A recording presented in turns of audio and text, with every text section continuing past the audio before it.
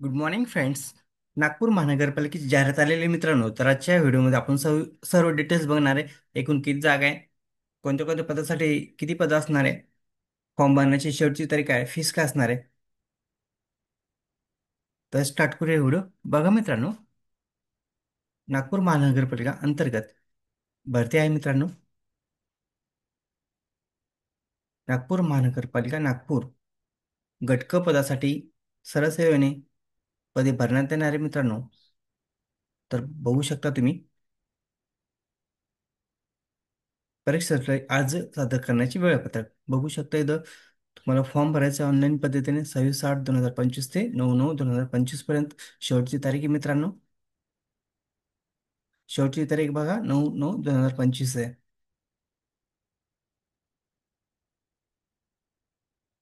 आणि तुम्हाला जे प्रवेशपत्र भेटेल मित्रांनो, ह्या वेबसाईटवरती भेटणार आहे. NMC Nagpur.government.me .gov.in या साईटवरती तुम्हाला वेळापत्रक भेटेल मित्रांनो, आणि लवकरच ही एक्झाम होऊ शकते. बघू शकता कोणत्या पदासाठी किती जागा आहे, पदाचं नाव, वेतन श्रेणी आणि पद किती जागा आहे. कनिष्ठ लिपिक पदासाठी बघा 60 जागा आहे. विधी सहाय्यकसाठी 6 जागा आहे. कर संग्राहकसाठी 74 जागा आहे. ग्रंथालय सहाय्यकसाठी 8 जागा आहे. स्टेनोग्राफरसाठी 10 जागा आहे. लेखापाल पदासाठी 10 जागा आहे. सिस्टीमसाठी बघा 1 जागा आहे. हार्डवेअर इंजिनिअरसाठी 2 जागा आहे. मेटा मॅनेजरसाठी 1 जागा आहे.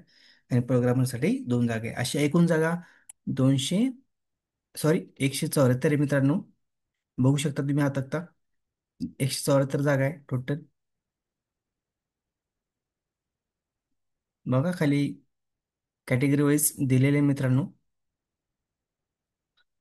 किती जागा आहे बघू शकता तुम्ही.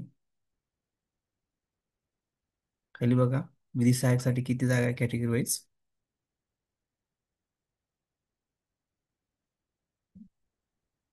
ग्रंथालय पदासाठी पण भरपूर जागा आहे मित्रांनो.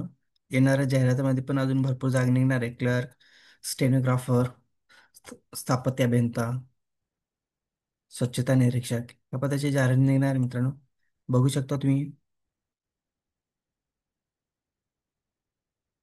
मग खाली एज्युकेशन क्रायटेरिया दिलेले आहे मित्रांनो.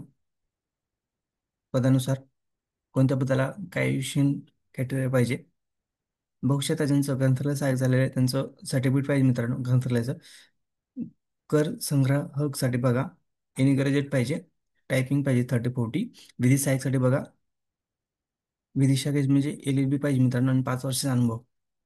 आणि कन्स्टिट्यूटसाठी एनी ग्रॅज्युएट 30-40 पाहिजे. खाली बघू शकता तुम्ही स्टेनोग्राफर, हार्डवेअर प्रोग्रामर अशा जागा आहे मित्रांनो, तर भरपूर जागा आहे.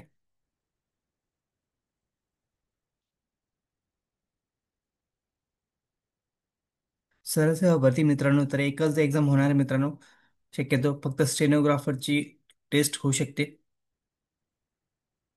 बाकीच्या पदासाठी मित्रांनो एकच एक्झाम होणार आहे मित्रांनो, कारण की सरळ सेवा भरती आहे, एकच एक्झाम होत असते. बघू शकता तुम्ही इथं वयोमर्यादा किती 18 ते 38 वर्षापर्यंत आहे.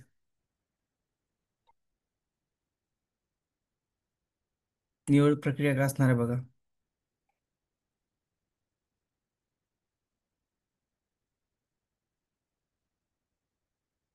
परीक्षेचे स्वरूप बघा मित्रांनो, इथे दिलेले आहे.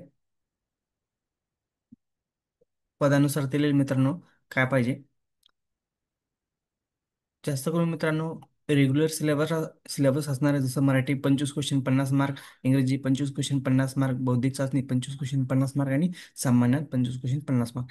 फक्त काही विधी सहाय्यकसाठी तांत्रिक विषय देण्यात आलेले मित्रांनो,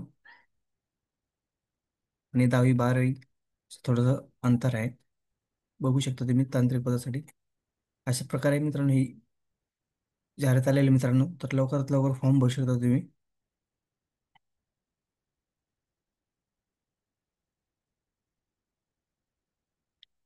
बघा मित्रांनो, ओपनवाल्यासाठी 1,000 फीस आहे, आणि इतर मागासवर्गासाठी 900 फीस आहे.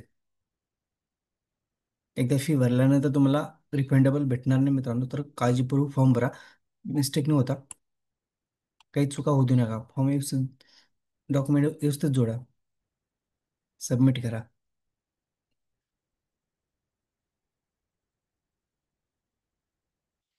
आणि ही एक्झाम लवकरच होऊ शकते मित्रांनो. त्यामुळं अभ्यासाला लागा आत्तापासूनच. बघा कधी आलेली जाहिरात, 28/22/8/2025 जाहिरात आलेली मित्रांनो. परत एकदा तुम्ही सिलेबस बघू शकता इथं. जागा भरपूर आहे मित्रांनो, 174 जागा आहे. तर अभ्यासाला लागा आता. तर व्हिडिओ आवडल्यास चॅनलला लाईक सबस्क्राईब करायला विसरू नका. Thank you, bye friends.